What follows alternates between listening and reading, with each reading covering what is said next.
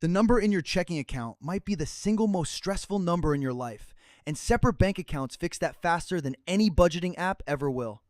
My name is Mike, and I spend way too much time watching people do complicated mental math every single time they want to buy something because everything they own sits in one blended number. Here's what happens when all your money lives in one account. Rent money, grocery money, savings, and spending money all blur into a single balance. Every purchase decision turns into a math problem.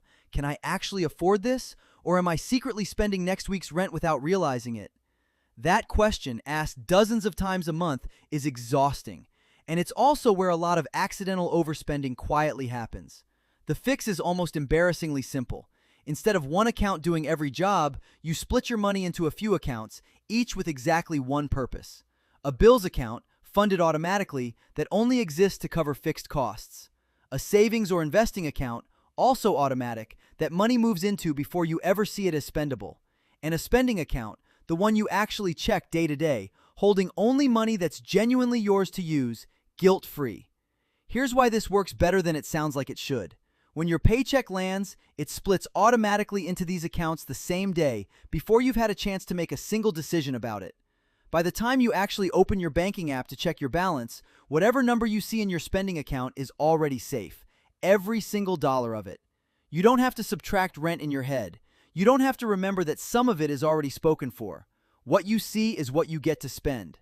Now, you might be thinking, isn't this more complicated? More accounts to track? More logins? More things to manage?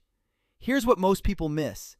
It's actually less mental effort day to day, not more. All the thinking happens once, during setup, when you decide the percentages and turn on the automatic transfers. After that, you're not thinking about it at all. Compare that to the one account approach, where you're doing math in your head every single time you consider buying something, for the rest of your life. There's a psychological piece here too that's easy to underestimate. Seeing a large blended balance creates a strange kind of anxiety because some of that number belongs to future obligations, but it still visually reads as available. Separate accounts remove that illusion completely. The number you see is finally telling you the truth about what's actually free to use. A few practical notes. Most banks let you open multiple free checking or savings accounts, sometimes labeled sub-accounts or buckets, right inside one app. So this doesn't necessarily mean juggling 5 different banks. The specific number of accounts matters less than the principle. Each account gets one job, and money moves into the right one automatically before you have a chance to spend it from the wrong place. So here's your one step. Open one additional account this week, separate from your main checking, even if it's just a second savings account for now.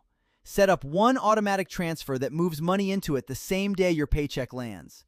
That one habit alone starts untangling the blended number that's been quietly stressing you out. This content is for educational purposes only and isn't personalized financial advice, so consider your own bank's fees, features, and your own situation before making changes.